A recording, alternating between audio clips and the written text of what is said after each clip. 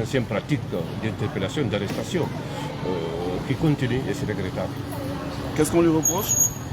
Bon, écoutez, on lui reproche des faits qui sont passés depuis 4 mois, 5 mois, par rapport à des manifestations auxquelles il ne faisait pas partie et dont il n'est pas du tout membre.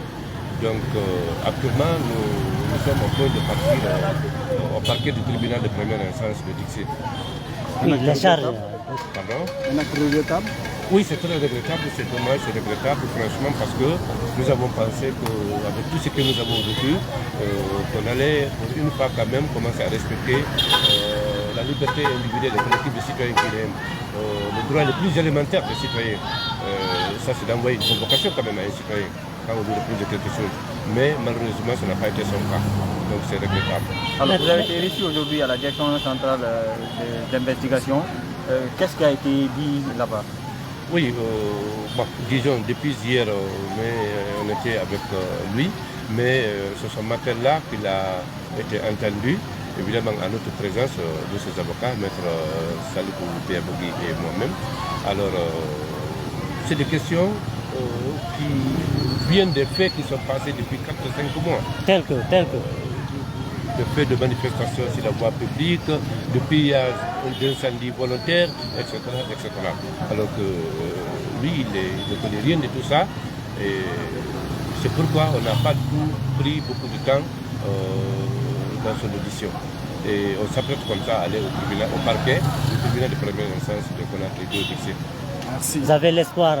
Oui, nous avons l'espoir qu'il sera mis à notre disposition dans la mesure où ce qu'on lui reproche vraiment, les charges sont trop légères pour ne pas dire inexistantes.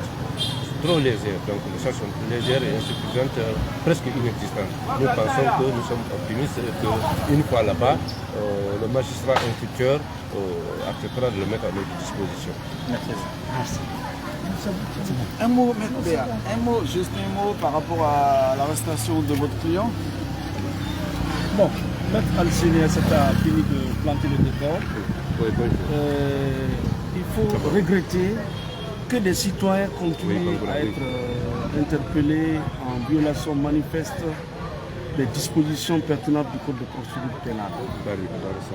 Pratiquement, nous revenons dans l'ancien système. La violation systématique, le foulage systématique au sol des libertés individuelles, des libertés collectives. Un citoyen, quand il a commis un crime, un délit, une contravention, il y a la manière par laquelle il faut l'interpeller pour le présenter à la matière.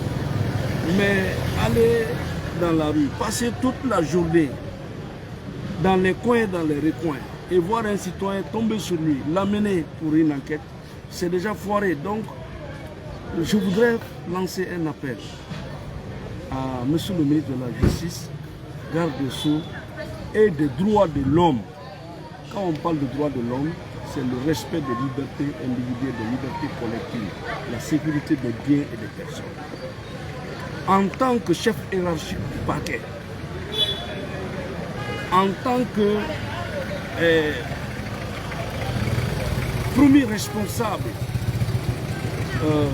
des poursuites qui peuvent être intentées ou des instructions qui peuvent être données pour poursuivre. Bref, en tant que chef, une fois de plus, hiérarchique du parquet, auquel se trouvent soumis tous les autres parquetiers, en application du principe de la subordination, nous voulons lui dire, connaissant toute la lutte qu'il mène aujourd'hui, sachant, voyant toute la lutte qu'il mène aujourd'hui pour le respect des libertés et des droits de l'homme, qu'il accepte de donner des instructions fermes à tous les parquetiers de ne jamais accepter de recevoir un dossier si au départ il n'est pas conforme aux règles de procédure pénale. Si les poursuites déclenchées ne sont pas conformes aux règles de procédure pénale. C'est-à-dire un citoyen qui est recherché par la loi, un citoyen qui est recherché par la justice, un citoyen qui est en conflit par la loi, qui ne reçoit pas une première convocation, qui ne reçoit pas une deuxième convocation,